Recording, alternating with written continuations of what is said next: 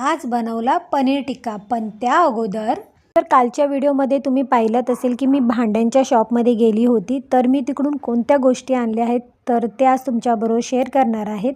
तर मी आणलं आहेत स्टीलचे डबे, कारण की खूप वर्षापासून माझ्याकडे प्लास्टिकचे डबे होते. ते मला काढून मला स्टीलचे डबे घ्यायचे होते, पण मला खरं सांगू वेळच भेटत नव्हता जाण्यासाठी, कारण की संडेशिवाय आपल्याला वेळ नसतो. तर माझंसुद्धा तसंच व्हायचं.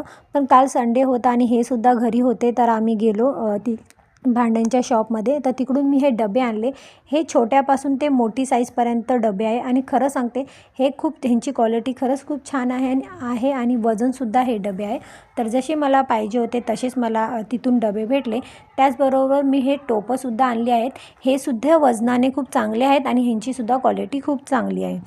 तर मी तिकडून तवासुद्धा घेतला ढोशासाठी, कारण की माझे जे ढोशाचे तवे होते ना त्याची सर्व कोटिंग निघून गेली होती. तर हा नवीन तवा आहे. आता हातात यूज केल्यानंतरच कळेल की हा कसा आहे तो.